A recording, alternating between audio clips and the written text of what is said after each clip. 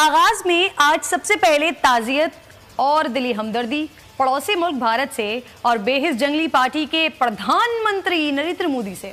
अभी तो 26 फरवरी वाला भी अभिनंदन का गम भी गलत नहीं हुआ था कि लद्दाख में फिर जिल्लत और रुसवाई आपके सर का ताज ठहरी। सुने डरपोक फौजी दस्ते रोते मिन्नतें करते रहे, रिहाई मांगते रहे चीनी फौज से। बड़ा दुख हुआ। अब मैं ये सोच रही हूँ कि एक बार फिर बुज़दिली की आला मिसाल कायम करने पर कितने सारे वीर चक्र अवार्ड्स बनवाने पड़ेंगे मोदी जी। अल्लाह जाने कौन सी बीमारी है आपके फौजियों को जो सुकून से नहीं बैठने देती। पाकिस्तान से लाइन ऑफ कंट्रोल की खिलाफ वर्जी करते हैं, यहाँ जलील होते हैं। चीन से छेड़छाड़ करते हैं, वहां रुसवाई का सामना करते हैं। आपके जंगी जुनून ने बात यहां तक पहुंचा दी है कि चीन ने धमकी लगा दी है। अब अगर खिलाफ वर्जी की गई तो संगीन नताइज का सामना करना पड़ेगा। 5 मई से शुरू होने वाली कशीदगी में चीन मुसलसल भारत को घुटने टेकने पर मजबूर कर रहा है। भारत फिर रोते हुए इंटरनेशनल रूल्स को फॉलो करने की बातें कर रहा है, बैनर्स लगा रहा है। खैर, ये तो जिल्लत और रुसवाई की ना खत्म होने वाली कहानी है। अब मैं आपको एक ब्रेकिंग न्यूज देने जा रही हूं नाज़रीन, और ब्रेकिंग न्यूज ये है कि भारत के आला हुक्काम ने चीन के खिलाफ नाकाबिल शिकस्त, मजबूत और सबसे खतरनाक फोर्स बॉर्डर पर भेजने का फैसला कर लिया है, जो किसी भी महाज पर नाकाम नहीं हुआ है। हालात पाकिस्तानी सरहद के हों, कश्मीरी मुजाहिदीन का मामला हो, तारीख की धज्जियां उड़ानी हो, वोट बेचना खरीदना हो, या फिर बैरूनी दुनिया में भारत का दिफा करना हो, ये फोर्स कभी भारत को मायूस नहीं करती। डर जाइए जरा। इस फोर्स की क़यादत जनरल सनी देओल कर रहे हैं। Major Ajay Devgan, general Akshay Kumar, colonel Abhishek Bachchan, brigadier John Ibrahim, major Siddharth Mishra, commando retired brigadier Sunil Shetty और रिटायर्ड कर्नल अनिल कपूर भी इस दस्ते का हिस्सा हैं। रॉ एजेंट कतरीना कैफ भी भरपूर तैयार हैं और इस मायानास फोर्स को बॉलीवुड फोर्स कहते हैं। असल मैदान में तो फौजी रोते बिलखते मिन्नतें करते नजर आते हैं। अब फनकार ही फनकारियां करेंगे, मैदान मारेंगे। क्यों मोदी जी? ये अल्हम्दुलिल्लाह जिस तरह से आपने बात का आगाज किया कि उस वक्त कितना मुश्किल हो गया था, भारत की जानिब से किस तरह से धमकाया जा रहा था, तो भारत की बुज़दिली माशाल्लाह आज तक जारी है। लेकिन मैं सलाम पेश करती हूँ उस वक्त से लेकर आज तक की जुर्रत को, आज तक की बहादुरी को, आज तक की शुजाअत को, कि अल्हम्दुलिल्लाह हमारे बॉर्डर पर मौजूद हमारे फौजी जवान के आज हम सुकून से सोते हैं, ये सोच कर के हमारे मुहाफ़िज़ हमारी हिफाजत के लिए और भारत जैसे बुज़दिल पड़ोसियों से बचाने के लिए मौजूद हैं। सर, अगला सवाल, क्योंकि भारत के हवाले से ही मैं आपसे इस पर बात करना चाह रही थी। लद्दाख में जो हुआ है भारत के साथ, सर, जैसी उनकी पिटाई हुई है, क्या समझते हैं अमजद शुएब साहब? ये यही जबान समझते हैं? हमें भी कुछ इसी तरह की जबान का इस्तेमाल करना चाहिए क्या? देखिए, मैं आपके सामने मवाजना करता हूँ। देखिए, मेरा यानी उसी से आपको अंदाजा होगा कि भारत कौन सी जबान समझता है।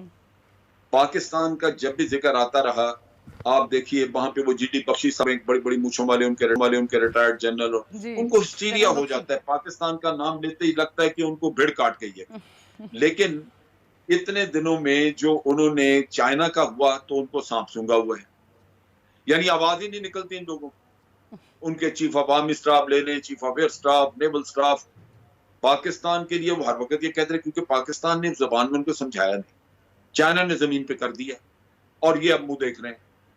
ये तो उनको बड़ा मजबूरन बयान देना पड़ा कि जी हिंदुस्तान 1 इंच भी पीछे नहीं हटेगा। भाई, ये पीछे हटने का तो काम नहीं, आगे जाने का काम है, क्योंकि वो आ गए हैं आपके इलाके, वो उस इलाके में आ गए जो मुतनाज़ा है, जो समझते थे कि उनका है, उन्होंने आके तो उस पर कब्जा किया है। तो बात ये है कि ये वो लोग हैं जो कि वही जबान समझते हैं जो चाइना जिस जबान में इनसे बात कर रहा है। हकीकत यह है कि ये आज दिन तक इनको 2 चीजें हैं जिन्होंने पाकिस्तान के बारे में गलतफहमी में डाला है। एक तो ये कि ये अभी तक 1971 के उस माहौल में जी रहे हैं जहां मशरकी पाकिस्तान में इन्होंने बगावतों के जरिए गंद फैलाया था और पाकिस्तान एक यहाँ 1200 मील दूर हम पड़े हुए थे, वहां रीइंफोर्स नहीं कर सकते थे, तो वो वक्त और था, वो बिल्कुल कहानी मुख्तलिफ थी। दूसरा, ये समझते हैं कि जनाब पाकिस्तान शायद छोटा मुल्क है और एक आपकी अफवाज का तनासब का फर्क है। ये नहीं जानते कि पाकिस्तान दिफाई एतबार से हर लिहाज से एक बड़ा मुसल्लमा दिफाई मुल्क है, या आप ये कह लीजिए कि उसकी अहलियत नाकाबिल तस्खीर है। दुरुस्त। तो भारत को सिर्फ फर्क इतना है कि ये आज के दौर में हम जाहिरियत नहीं कर रहे, लेकिन जाहिरियत अगर की गई तो जवाब दिया जाएगा। सर बिल्कुल तो बिल्कुल आप सही कह रहे हैं कि हमारी अगर हम इखलाक का मुजाहरा करते हैं, अगर हम ये मुजाहरा करते हैं कि बैठ के टेबल टॉक की जाए तो इसको हरगिज़ हमारी कमजोरी न समझा जाए। और आपने बड़ा दुरुस्त फरमाया कि लातों के भूत कभी बात है। इसी तरह हम देखते हैं कि अगर यूरोप की बात करें, यूरोपियन यूनियन की बात करें, वो लास्ट ईयर जो है नवंबर दिसंबर में एक पूरा 27 मेंबर्स का फार राइट के जो मेंबर्स थे उनका डेलीगेशन श्रीनगर लेकर गए। फिर वो वहाँ की यूनिवर्सिटीज़ के साथ बहुत ज़्यादा कोलैबोरेट कर रहे हैं, सहाफ़ियों पर असरअंदाज हो रहे हैं। तो उन्होंने तो एक undeclared war of narrative Pakistan पे मुसल्लत की भी, और वो हर वक्त पाकिस्तान को बदनाम करते हैं, न्यूक्लियर प्रोग्राम को हमारे बदनाम करते हैं, सीपेक के खिलाफ रेशा दवानियाँ करते हैं, और उसके साथ साथ जो है जाहिर है कि दहशतगर्दी से हमारा जो है वास्ता जोड़ते हैं। तो ये लड़ाई कितनी अहम है, और क्या हमारे अरबाब इख्तियार को एहसास है कि जी ये कितने बड़े पैमाने पर हमारे खिलाफ लड़ी जा रही है मीडिया पे? जी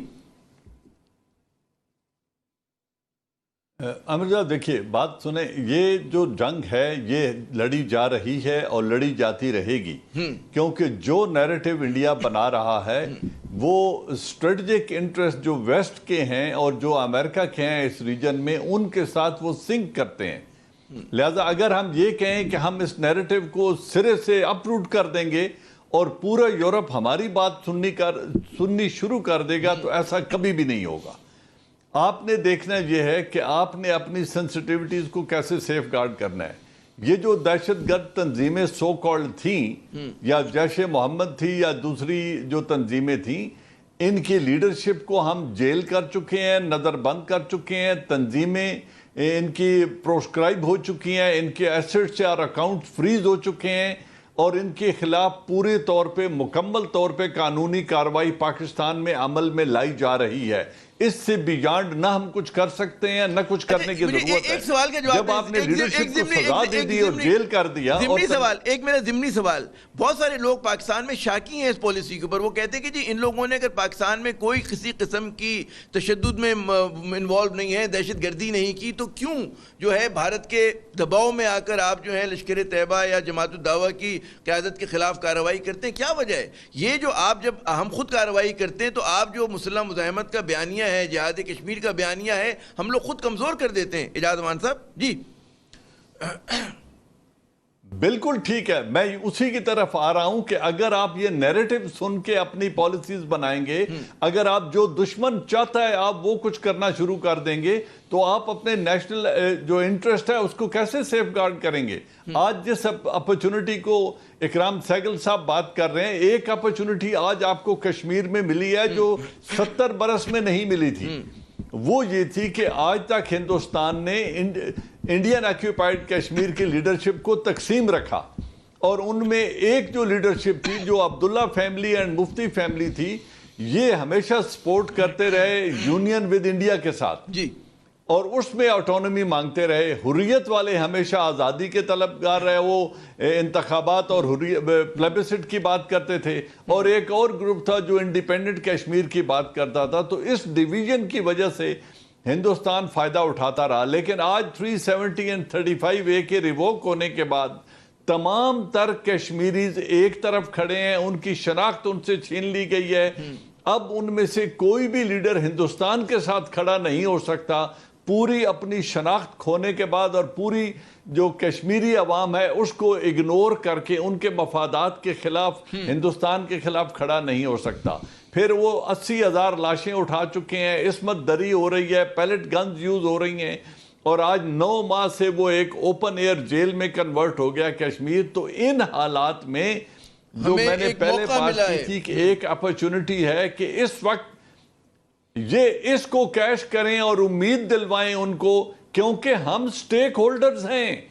अच्छा, ये जो हमारी यहाँ बात हो रही है, हमारी बात देखें एजाज अमान साहब, इकराम सहगल साहब भी कह रहे हैं कि जी बहुत बड़ा मतलब है, मौका है, अपॉर्चुनिटी है। आप भी ये फरमा रहे हैं कि जी कैश करें इन हालात को। ज़ाहिर है कैश अगर करने की बात हो रही है कमर चीमा साहब, तो उसका मतलब है कि अमली मदद की जाए, और जो हम लोग दुश्मन के बयानिए पर उनके दबाव में आकर अपने मतलब अपने ही लोगों के खिलाफ कार्रवाई करते हैं, ये एक सवालिया निशान है। और फिर जो एक नैरेटिव की लड़ाई भारत ने पे मुसल्लत की है, क्या हमारे अरबाब इख्तियार को आपके ख्याल में उस पर नज़र है, कोई इसको काउंटर करने की कोई मनसूबा बंदी है, नहीं है?